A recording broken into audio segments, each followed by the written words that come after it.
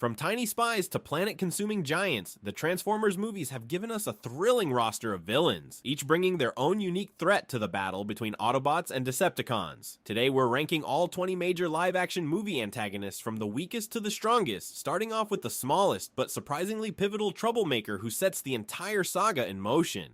Let's dive in. Frenzy Frenzy is the tiniest and arguably weakest villain in the entire Transformers movie universe. Don't let his spider-like frame fool you. He's a speedy infiltration specialist with a talent for hacking and sabotage. In the 2007 Transformers film, Frenzy disguises himself as a small stereo to sneak aboard Air Force One and steal classified military secrets. His role isn't fighting or destruction, but espionage. Before you think he's just a throwaway character, hear me out. Frenzy's role is actually pivotal. He's the little guy who kicks off the chain of events leading to Megatron's return. By breaking through military defenses, he sets everything in motion despite his minimal firepower. Physically, Frenzy is fragile. His armor is light and his weapons are arm-mounted machine guns and razor-sharp throwing discs made from CDs. His movements are jittery and fast, making him hard to hit, but he's no match for direct combat against giant robots. In the movie, he actually dies twice, crushed as a stereo on Air Force One, then decapitated by a ricocheted bullet under Hoover Dam. Here's where it gets weird. Fans debate if Frenzy really stays dead. After the Air Force One crash, he's seen reassembling himself and even uses Sam's phone to communicate. It hints at some self-repair or hacking resurrection that's strange for such a tiny bot. So, Frenzy's a sneaky hacker saboteur, a miniature menace who causes huge effects despite being the weakest physical threat. But if you think being the sneaky little guy is weak, just wait until Brawl, the Decepticon heavy hitter who lives for destruction.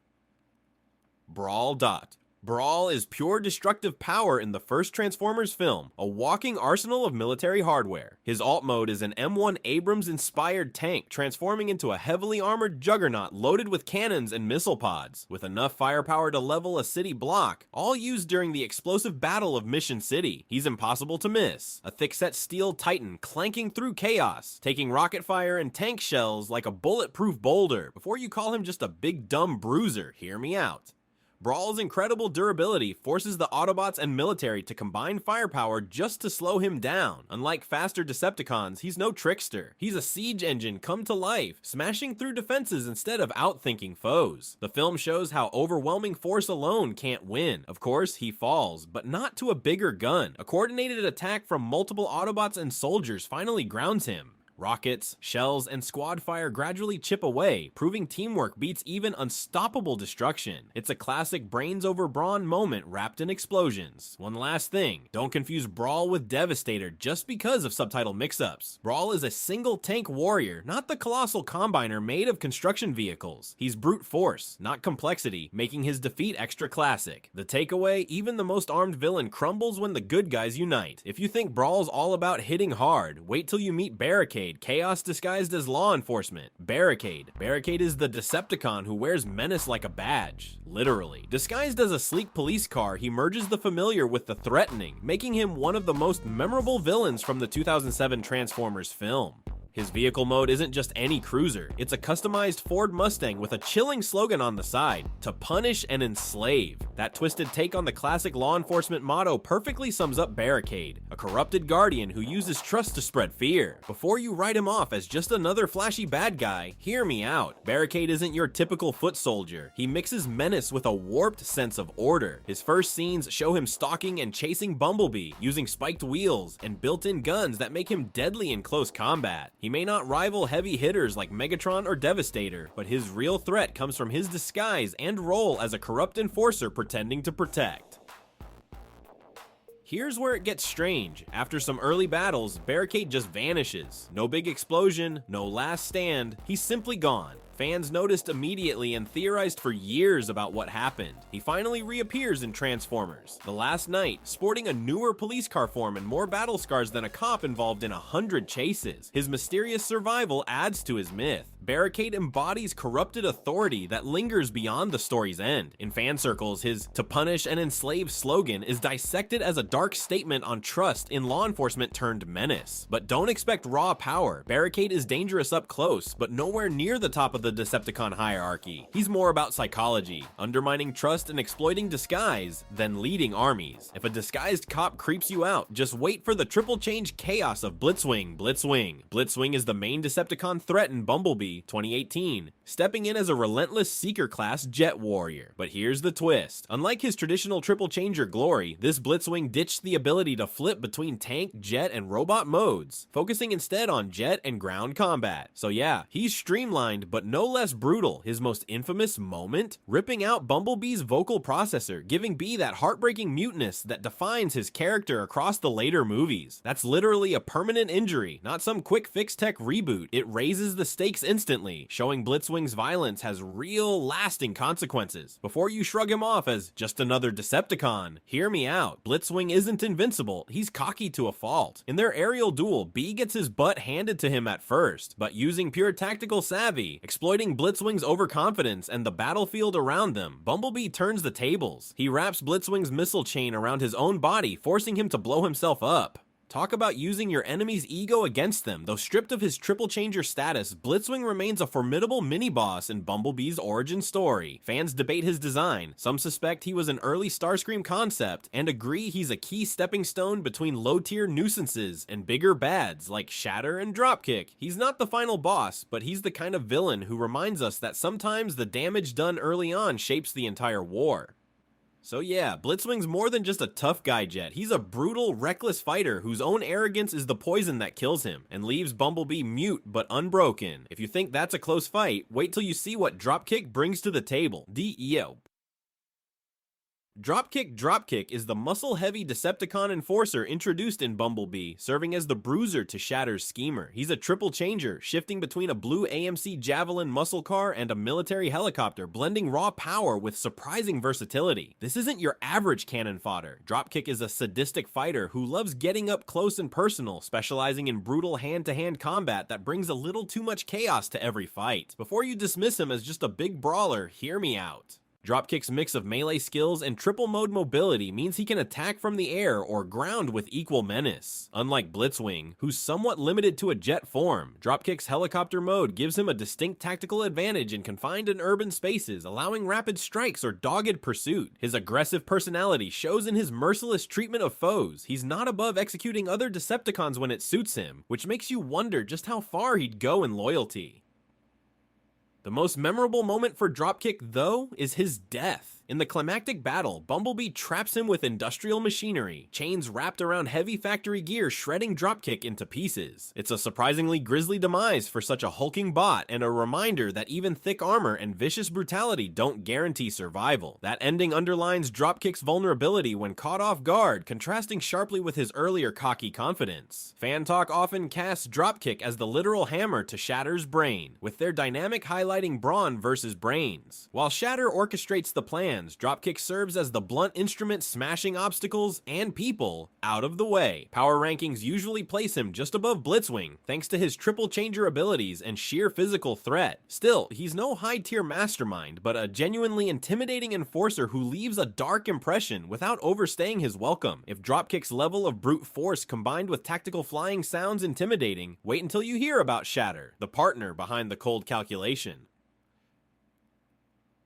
Shatter isn't just the muscle car in Bumblebee 2018. She's the mastermind behind nearly handing the Decepticons a complete strategic victory. Unlike your typical brute force villain, Shatter is a triple changer with both a Plymouth satellite muscle car and a Harrier VTOL jet mode, blending raw power with air and ground mobility. But here's the kicker. She uses brains over brawn to manipulate humans into almost summoning the entire Decepticon fleet to Earth. Before you dismiss her as just another muscle car transformer, hear me out. Shatter operates as a high-ranking Decepticon operative who doesn't just fight, it's all about infiltration and psychological warfare. She convinces Sector 7 scientists and the US military to cooperate with her, showing a level of political and human manipulation the franchise rarely explores. That transmission tower she's about to use, if it hadn't been destroyed in time, it would have triggered a full-scale arrival of Decepticon reinforcements, basically turning Earth into a lost cause before the Autobots even had a chance. This strategic influence is what sets Shatter apart from characters like Dropkick, her co-antagonist. While Dropkick is the enforcer who throws his weight around, Shatter runs the operation like a general on the field, calculated, patient, and terrifyingly close to winning by subverting an entire human government. Fans and critics alike praise her for showcasing how Deception can be deadlier than just throwing punches. In fact, she's widely ranked above Dropkick because of her command over people and events rather than just combat skill. The Decepticons needed a way to turn Earth's defenses against itself, and Shatter nearly pulled it off. It's fascinating that the villain who almost conquered Earth did it not by overwhelming force, but by tricking humans into betraying themselves. But if you think Shatter's deception was clever, wait until we meet the Decepticon who takes communication and covert control to an entirely new level. Soundwave. Soundwave might not be the kind of villain you see tossing cars or blasting beams left and right, but he's one of the most strategically terrifying forces in the Transformers live-action films. Serving as the Decepticons' communications officer, he first appears in Revenge of the Fallen orbiting Earth like a sinister satellite, gathering intelligence and coordinating attacks on a global scale. He's not just eavesdropping, Soundwave commands deadly minions like Ravage and Laserbeak, sending them on assassination missions that make him a ghostly puppet master pulling strings from above. Before you dismiss him because he's mostly an information specialist, hear me out. Soundwave's power lies in his ability to control the flow of battlefield intel, giving the Decepticons real-time communication and planet-wide coordination that no other villain matches. While Shatter glamorizes aerial combat and Bludgeon roars with brute force, Soundwave silently watches every move, turning raw data into devastating advantages. In Dark of the Moon, he even slips around Earth's surface undetected in a sleek Mercedes-Benz SLS AMG form, a deadly change of pace that lets him strike where you least expect it. He personally executes key targets like Wheeljack, QA, showing he's no stranger to violence despite limited direct combat scenes. His use of the smaller Decepticons to infiltrate and disrupt enemy lines adds an extra layer of menace. It's like having a global surveillance turret with razor-sharp teeth and claws, always watching and feeding orders to the front lines. Soundwave's true strength is this: he embodies the terrifying power of information warfare on a planetary scale. No explosion, no physical dominance, just cold, calculated control. That's why he ranks above Shatter, because knowing your enemy's every move and shutting down communications can decide battles before a single shot is fired. He might not roar in the skies, but Soundwave is the unseen nightmare everyone on Earth should fear. But if you think controlling the airwaves is bad, wait until you meet the ultimate traitor of the skies, Starscream. Starscream is the quintessential treacherous second in command of the Decepticons, and across 3 Transformers movies, he carves out a reputation as both deadly and utterly untrustworthy. His alt mode as an F-22 Raptor fighter jet grants him unmatched air superiority, making him a lethal presence in aerial combat and ground assaults alike. From the initial invasion of Mission City to the chaos of Chicago, Starscream not only participates but dominates the skies, strafing human forces and engaging in brutal dogfights that leave no doubt about his raw power. But here's the kicker. Despite his combat prowess, Starscream is the embodiment of cowardice and self-interest. He's constantly scheming to overthrow Megatron only to bail at the first sign of real danger.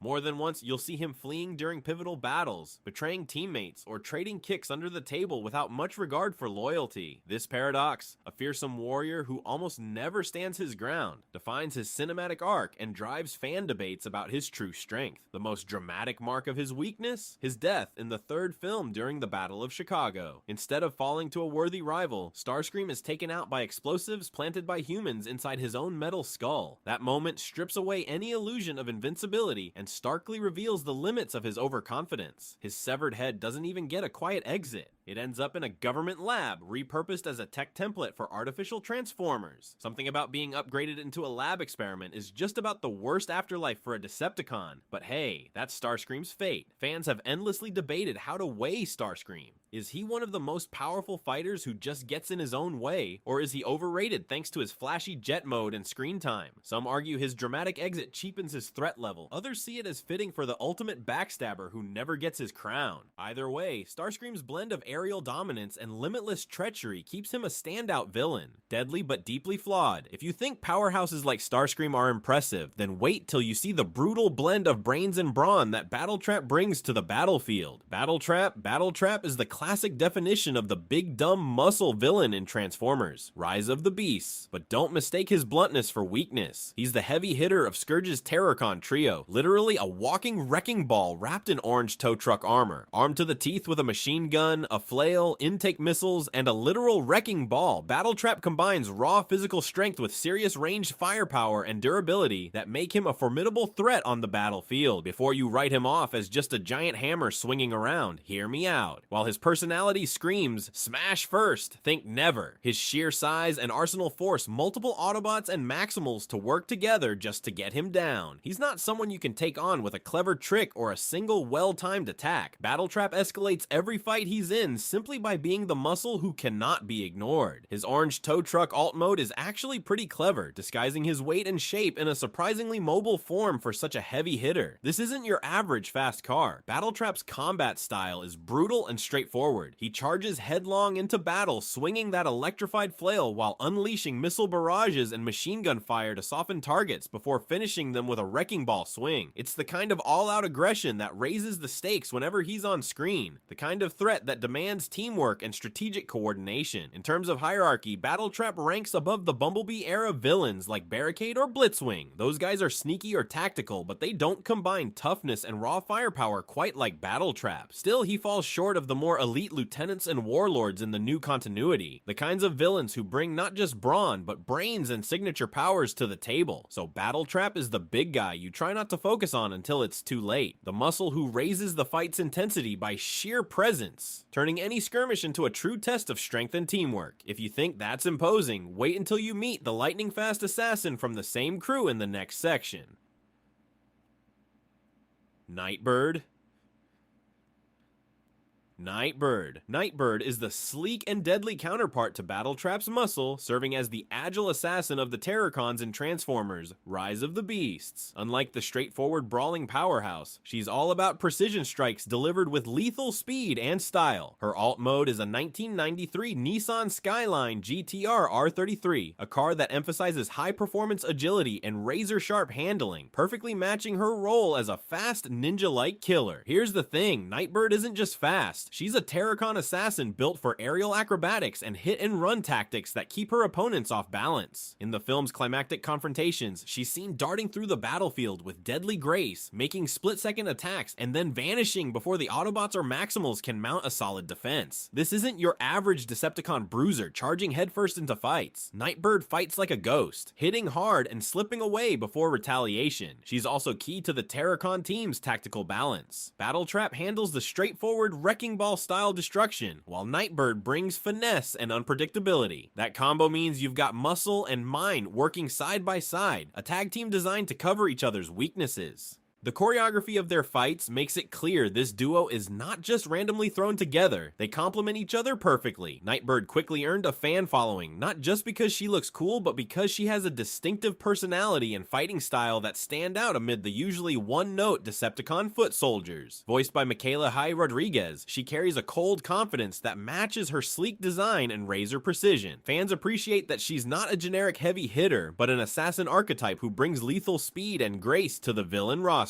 When it comes to ranking, Nightbird usually lands just below or on par with Battletrap. Some argue that her hit-and-run style and acrobatics could give her an advantage in one-on-one fights, while others point out Battletrap's superior raw durability and firepower. Either way, it's clear Nightbird isn't just eye candy. She's a serious threat with a unique role in the Rise of the Beasts villain lineup. But if you thought Nightbird was impressive, it's about to get even crazier. Up next, Galvatron, a villain whose power and resilience push past mere assassination into a whole other league. Galvatron is literally the ultimate product of human hubris and Megatron's leftovers. Unlike traditional Decepticons born fully Cybertronian, Galvatron emerges in Age of Extinction as a man-made transformer, built by KSI from Transformium, a wild shape-shifting metal reverse-engineered from dead Transformers. His body can literally fall apart into a cloud of particles and put itself back together again. That's not just tough, it's basically immortality by science. Before you dismiss him as just a fancy upgrade of Megatron, hear me out. Galvatron isn't a mere clone or copy. His consciousness carries the original Megatron spark, merged with this evolving technovirus body. He fights Optimus Prime in an epic, drawn-out duel in Hong Kong, trading heavy blows that leave no clear victor. Where a normal Transformer would lose limbs or systems, Galvatron just disperses and reforms, shrugging off damage that would cripple others. Traditional physical harm barely registers on him because his whole frame is this fluid, reassembling mass. His black Western Star 5700XE truck alt mode carries that sleek menace, but it's his transformium composition that steals the show. It's a material designed to evolve, adapt, and survive in ways standard Cybertronian alloys can't. That means he's not stuck in any fixed shape or structure. He's a walking, talking embodiment of a technovirus, something that mutates and evolves by infecting its environment. Galvatron represents a terrifying fusion of alien warlord and human technological arrogance. The humans tried to control Cybertronian tech, but ended up creating a monster that could outlast them all. He survives the film's final battle, vowing to rise again, making him a slow-burning threat rather than a one-off villain. This survivability echoes the idea that technoviruses or nanomachine plagues would outlive any human or Cybertronian opponent, morphing beyond the limits of traditional warfare. Still, while Galvatron's resilience and combat skill put him above the bulked-up Terrorcons and other ground-level brawlers, he falls short of cosmic levels like the Fallen or Quintessa. His story barely scratches the surface of what Transformium could do, leaving his full potential frustratingly unexplored in later films. Narrative-wise, he's the kind of villain who hints at something bigger and nastier lurking underneath human experimentation, but never fully delivers on that cosmic scale. But if you think technovirus bodies are scary, wait until we talk about the cold, calculating horror that is Shockwave. Shockwave is like the silent natural disaster of the Transformers movies. He barely speaks, but when he moves, everything shakes.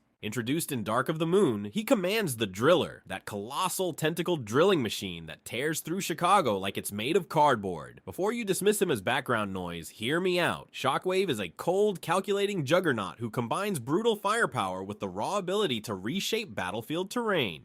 Officially, he's portrayed as the enforcer pilot of the Driller, overseeing its destruction as it lays waste to entire skyscrapers and city blocks. The sheer scale of his devastation is jaw-dropping. Watching the Driller coil around the Hancock building and bring it down is like witnessing a mechanical hurricane with a pulse. It's a kind of terror that's not about flashy one-on-one fights, but unstoppable, crushing power that sweeps aside everything in its path. Sure, Shockwave doesn't get much screen time or dialogue, but that only adds to his menace. Sometimes less is more. Here's where it gets weird. Most Battlefield threat lists don't debate whether Shockwave or the Driller is the real danger. They treat them as one combined force because the Driller's destructive power is an extension of Shockwave himself. Think of him as a walking disaster with a built-in demolition crew that makes even the boldest Autobots think twice before standing their ground. And unlike some other Decepticons who rely on trickery or aerial superiority, Shockwave's approach is pure, unrelenting force that reshapes the very environment to his advantage. The meta commentary is that he's kind of the embodiment of Michael Bay's love for massive set-piece destruction. He doesn't need a personality or speeches, because the Driller says it all. Fans love ranking him high on tier lists just for the city-level carnage, often placing him right below big-league villains like Sentinel Prime or Megatron. It's the kind of power where words don't matter. Also, there's ongoing debate about just how much of the Driller's power should be credited to Shockwave versus being an independent bioweapon, but most agree they're inseparable when it comes to pure battlefield threat. Compared to the leveled chaos of Shockwave and the Driller, the next villain literally takes city-scale destruction to a whole new level. But if you think a walking drilling disaster is impressive, wait until you hear about the towering combined force known as Devastator. Devastator is basically the towering wrecking machine of the Transformers live-action universe. Towering over 100 feet tall, this colossal combiner is formed by the Constructicons in Revenge of the Fallen, turning a group of construction vehicles into one unstoppable demolition behemoth. You don't climb the Great Pyramid of Giza and shred it with a swirling vortex mouth without being terrifyingly huge. And that's exactly what Devastator does.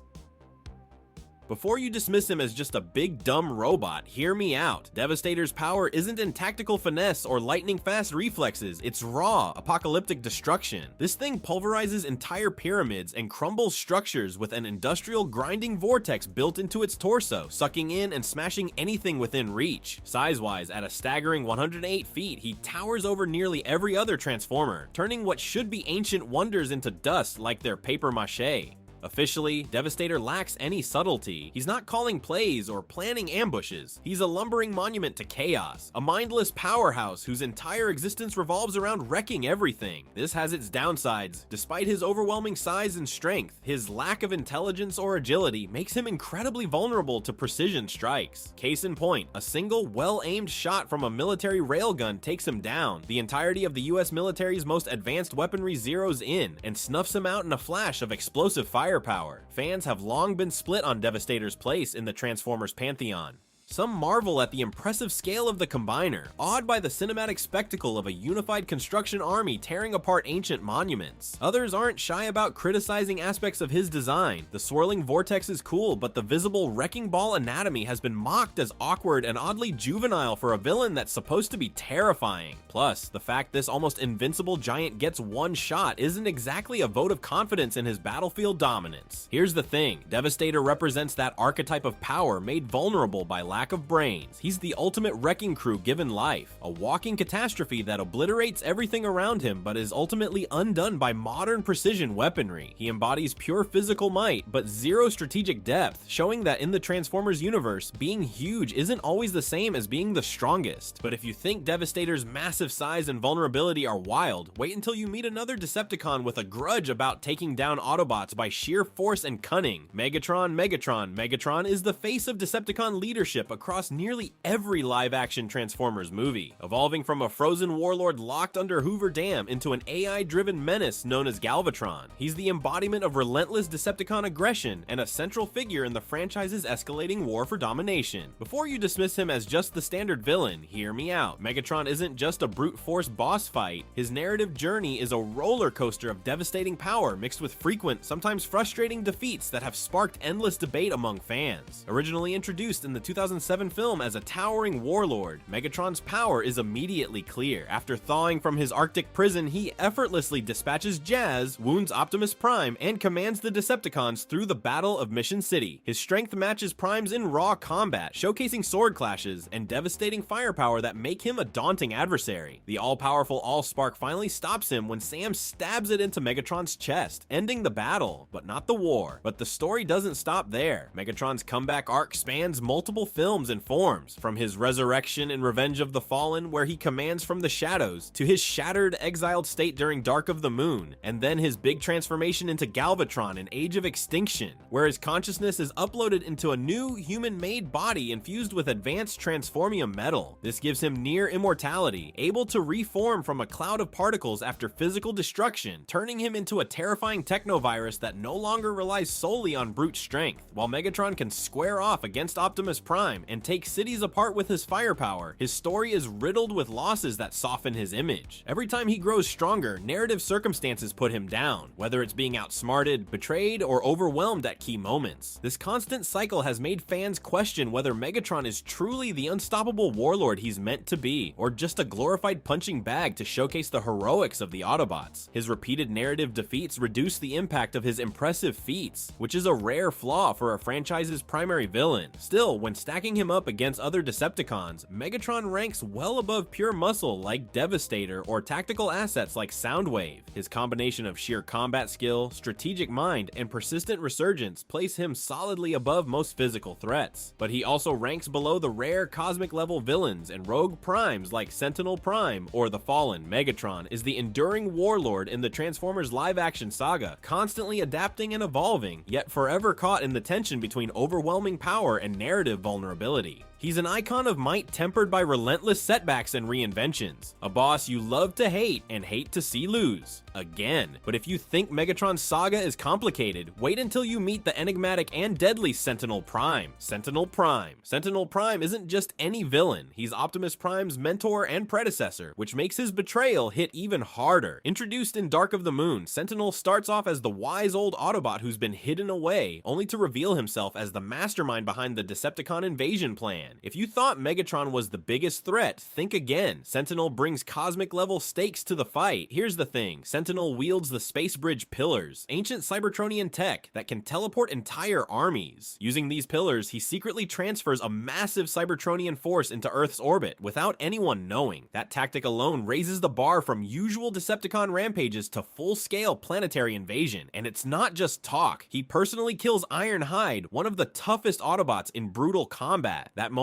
reveals Sentinel's deadly skill and ruthless mindset, making him more intimidating than most in the movie. Before you dismiss the mentor-turned-villain cliche, Sentinel's betrayal is loaded with complexity. He truly believes rebuilding Cybertron justifies sacrificing Earth's population. He argues the planet's destruction is a necessary evil, and his cold logic pushes him to side with Megatron. So rather than a bad guy for bad guy's sake, he's more a tragic figure who lost his moral compass. This ambiguity fuels fan debates. Was he a misguided hero hero or a power-hungry traitor? Could Optimus have beaten him without Megatron's interference? Many fans say no, crediting Sentinel with superior combat skill and strategy. The movie itself backs up Sentinel's power. Besides ferrying entire armies through the pillars, he dominates the Chicago battle with calculated moves. His cybernetic weapons and armor outperform many other Decepticons, and he's Optimus's equal or better in close combat. When they finally fight, it's not a walk in the park. Sentinel holds his own until Megatron's surprise attack shifts the fight. That puts him above regular heavy hitters like Megatron or Shockwave, at least in Dark of the Moon. But here's where it gets dark. Sentinel's plan relies on genocide, making him not just a soldier, but a cosmic-scale strategist willing to destroy a planet to save his own. That raises questions about his legacy. Was he saving Cybertron or dooming two worlds? While his betrayal drives the climax, it also marks the story turning from robot battles to catastrophic planetary war. Fan communities still debate Sentinel years later. Some say he's the ultimate Bayverse villain because he mixes ruthless combat with a deeply unsettling ideology. Others think he's overrated, insisting Megatron was the true leader all along. Either way, Sentinel Prime is the mentor-turned-bigger threat who defined Dark of the Moon's tone, and if you think dealing with him was tough, wait until you meet the relentless hunter that follows. Next up, Lockdown. Lockdown is the ultimate Cybertronian bounty hunter from Age of Extinction, hired by the mysterious creators to track and capture high-value targets, most notably, Optimus Prime. Unlike typical Decepticons chasing conquest or power, Lockdown operates with cold professionalism, armed with a deadly arsenal built for precision and lethality. His gear includes a face-mounted cannon firing devastating energy blasts, a spark extractor grenade that severs a Transformer's life force, a retractable hook sword designed for brutal close combat, and a massive ship loaded with advanced tech like a magnet weapon that can rip entire cities apart by lifting and dropping massive metal objects. Here's the thing, capturing Optimus Prime, that's no small feat.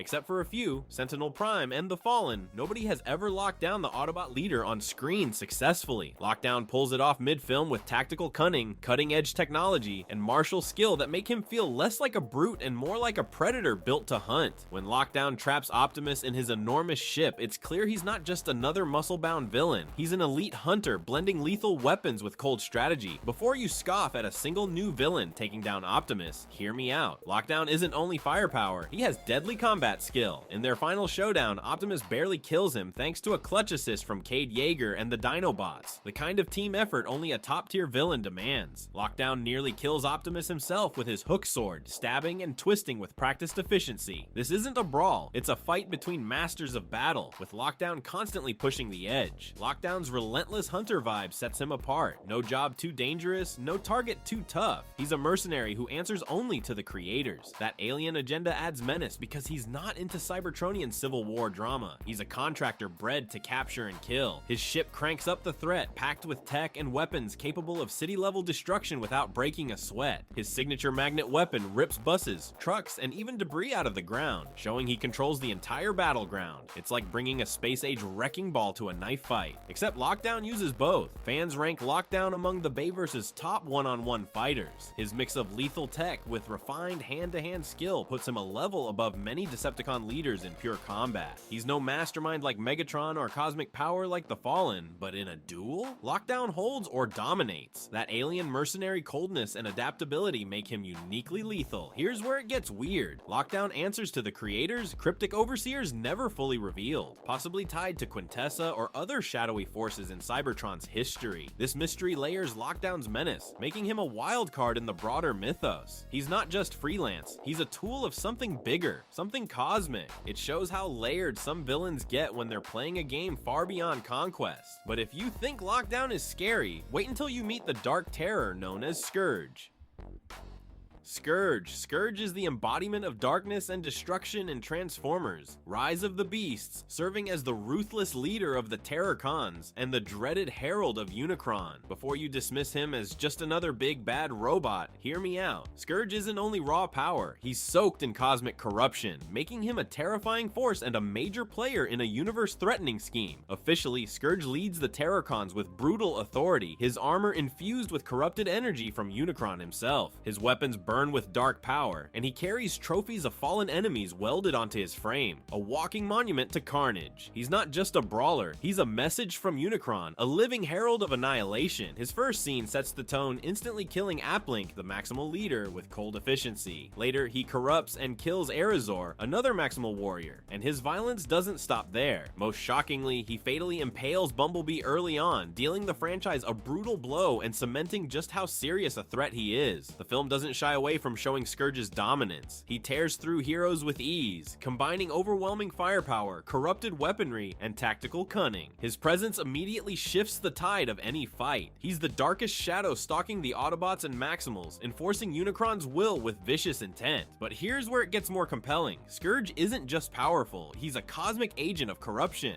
Unicron's energy courses through him, twisting his weapons and armor, giving him strength bordering on supernatural. His role isn't just battlefield supremacy, he's the executioner of Unicron's plan to consume worlds. Unlike typical Decepticons who fight for power or vengeance, Scourge represents an almost eldritch force of destruction. This dark herald carries the weight of cosmic chaos and decay, making him more than a brutish warlord. The brutal kills are proof of his lethality. Uplink, Erazor, and Bumblebee, all major heroes taken down by Scourge's hand. It's rare for a villain in Transformers films to kill so many primary characters outright, marking his threat level clearly. His skill isn't just raw firepower, it's his ruthless tactics that set him apart. He commands respect from his Terrorcon lieutenants like Battletrap and Nightbird, who act as extensions of his will. Despite all this, Scourge ranks just below the Fallen, a cosmic villain of primeval power. While the Fallen embodies ancient prime corruption and universal menace, Scourge is Unicron's immediate dark fist, a terrifying assassin tied personally to the Planet Eater's hunger. Think of Scourge as the black-clad nightmare sent ahead of an unstoppable apocalypse, mixing a warrior's brutality with cosmic inevitability. Fans have noted similarities to the Nemesis Prime archetype in the Bayverse, but Scourge is his own beast, wrapped in dark energy that burns and pulses, bearing marks of countless victims and hunting key heroes with deadly precision. He adds a fresh threat where corruption and violence fuse into a nearly unstoppable force. If you think Scourge is just another muscle-bound baddie, you're missing the cosmic scale he operates on. He's not just fighting for conquest, he's the Dark Herald for a planet-eating god. But if you thought Scourge was bad, wait until you meet the original Prime behind all the chaos. The Fallen. The Fallen. The Fallen isn't just any villain, he's one of the original Primes, an ancient cosmic powerhouse with a backstory as old as Cybertron. He founded the Decepticons and serves as the main antagonist in Revenge of the Fallen. While most Transformers fight for Earth or Cybertron, the Fallen's plan is apocalyptic. He wants to harvest entire suns using a colossal weapon called the Star Harvester, threatening to snuff out Earth's life-giving sun and everyone depending on it. Before you dismiss him as just another big boss, hear me out. The Fallen's powers are next level. He has teleportation, telekinesis, and all the abilities you'd expect from a being who's survived eons. His age alone implies vast knowledge and power, making him more like a god among Transformers. He moves effortlessly through dimensions and bends the battlefield with psychic assaults, far from typical Decepticon grunt behavior. Officially, the Fallen represents betrayal and catastrophic ambition, once a noble Prime who turned nihilistic. The lore says he was cast out and imprisoned by his fellow Primes after trying to destroy Earth's sun to fuel the Star Harvester. His return in Revenge of the Fallen triggers the movie's climax, where he aims to finish his millennia-old mission, harvesting Earth's sun for Energon and wiping out humanity. The key battle between the Fallen and Optimus Prime is crucial. The twist is the prophecy that only a Prime can kill the Fallen, and that's exactly what happens. With parts from the ancient Autobot Jetfire and a burst of new strength, Optimus tears the Fallen's face off and rips out his spark in a brutal finish. This rule underlines the Fallen's mythic status. He's not just a villain who can be taken down by firepower. He symbolizes cosmic justice and an ancient rivalry among the Primes. The Fallen ranks just below the ultimate cosmic villains like Quintessa and Unicron because of his massive destructive goals and unique powers.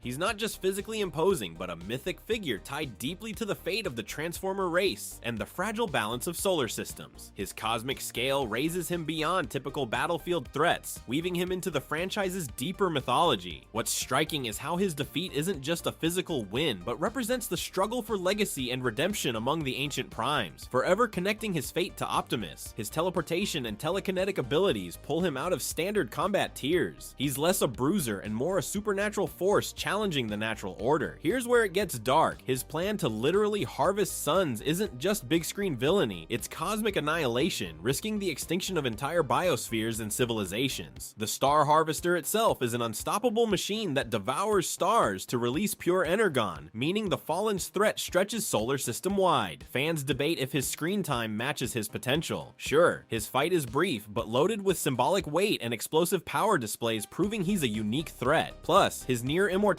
only defeatable by a prime, grants him rare narrative invulnerability most villains lack. So while he loses, the Fallen is a legend, a cosmic level villain who raises the stakes in revenge of the Fallen. Unlike many Decepticons who just crave power or destruction, his goals threaten life and light itself. That's why he belongs in the upper echelon, more mythic figure than mere mortal enemy. But if you think the Fallen's cosmic scale is intense, wait until you meet Quintessa, the mysterious prime who claims to have forged the entire Cybertronian race herself. Quintessa is the ultimate puppet master in Transformers, the Last Knight, a mysterious, godlike entity who claims to be the very creator of the Cybertronians themselves. She calls herself the Prime of Life, positioning as a cosmic architect who forged the Transformers on ancient Cybertron long before any mortal being could even speculate. But here's the kicker. Her motives are shockingly dark. Quintessa brainwashes Optimus Prime, turning him into the fearsome Nemesis Prime, a dark avatar designed to siphon Earth's life energy. The twist: Earth isn't just some random planet, it's actually Unicron in disguise, a dormant, colossal planet eater slumbering in plain sight. Before you dismiss Quintessa as just another late-game villain shoehorned into the story, hear me out. She's packing a toolkit straight out of a god-tier cheat sheet. She wields powerful energy whips that crackle with raw, destructive force, capable of slicing through Cybertronians like butter. Her mind control is next level, twisting the strongest warriors' wills with terrifying ease.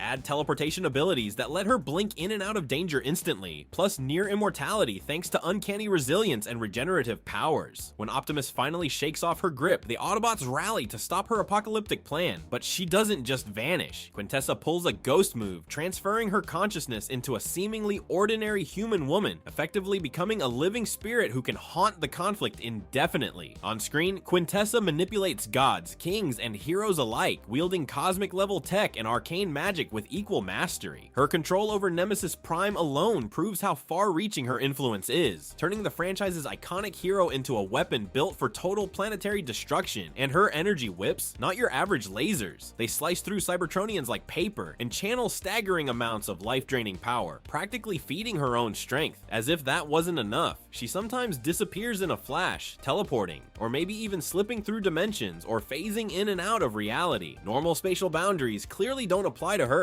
What's truly baffling is how little the films explain about Quintessa's origins. Fan communities have been debating endlessly whether she's connected to the Quintessons, the mysterious Cybertronian creators cameoed in other parts of Transformers lore, or if she's something completely new. Some think she's a Supreme Prime, possibly a rogue experiment of the enigmatic creators introduced in Age of Extinction. Others argue she represents quintessence itself, the essential life force fueling all existence in the universe. That theory would explain her godlike powers and why she's so damn hard to kill or contain. Her survival by inhabiting the body of a human woman ups the creep factor. Unlike villains who throw down and are done, Quintessa plays the long game. She leaves cryptic clues in a post-credits scene where a desert woman tells a group of scientists she knows how to deal with that, meaning the threat isn't over. That ability to survive by slipping into another form takes her from just another powerful foe to something practically immortal and persistent. Here's the thing, Quintessa is the creator villain who doesn't just smash stuff. She actively manipulates other gods and kings, rewriting the rules of power on a cosmic scale. Her strength isn't raw force, but strategy, control, and transcending the physical world. She's playing chess while others are stuck playing checkers. That makes her the ultimate wildcard in the franchise. And if you thought she was the final boss, buckle up, because next we're diving into the planetary terror himself, Unicron. Unicron is the ultimate villain of the live-action Transformers saga, a cosmic devourer whose shadow hangs over the entire series. In The Last Knight, we get the shocking reveal that Earth itself is Unicron, a giant planet-eating transformer lying dormant beneath our feet, waiting to awaken and bring total annihilation. This isn't just a robot, it's a primal force of destruction capable of swallowing entire worlds whole, a threat so immense it blasts every other villain into dust. Before you roll your eyes at the whole Earth is Unicron idea, hear me out. This twist flips the entire mythology on its head, making every battle on Earth a fight on the back of a sleeping god. When we see see Unicron's massive horns breaking through the crust in The Last Knight, it's not just a cool visual, it signals the apocalypse inching closer. Quintessa's plan was to drain the planet's energy to awaken this dormant colossus, which would literally mean the end of our world. But wait, if Earth is Unicron, what about Rise of the Beasts? That movie doesn't treat Unicron as Earth itself, but as a separate cosmic entity tormenting the galaxy. Unicron's influence there plays out through his heralds like Scourge and the Terrorcons, hunting for the transwarp key to free their master's imprisoned power. He appears as a looming external threat, not a buried core. So the films have two versions of Unicron, the living planet beneath us, and the banished titan whose escape could doom more worlds. Here's where it gets weird. The Transformers movies present Unicron both as Earth and as a cosmic prisoner with heralds running around, which creates a messy continuity clash. You're left with two devastating takes. Either our planet is a dormant doom machine, or Unicron is a galaxy-devouring prisoner trapped elsewhere. Neither explanation fully lines up with the other, but both amplify his terrifying scale as a universe-ending menace. The scale of destruction Unicron embodies breaks every normal Transformers power limit. Megatron's wars and Sentinel Prime's betrayals are just minor ripples on a cosmic ocean. Unicron's threat is total unmaking. Entire planets, civilizations, and realities wiped clean. That puts him leagues above original primes like the Fallen, or schemers like Quintessa. He's not just the final boss, he's the cosmic reset button for the franchise. Fans like to compare him to Marvel's Galactus, and honestly, it fits.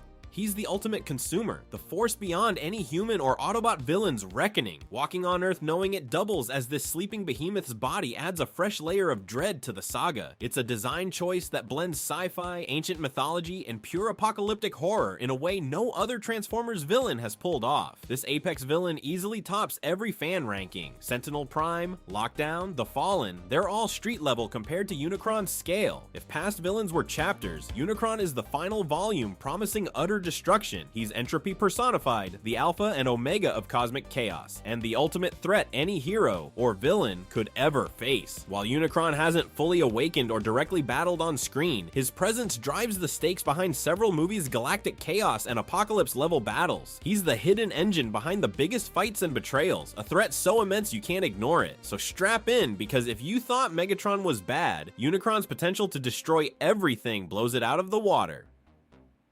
If you enjoyed this video and want to see more, click the video on the screen now.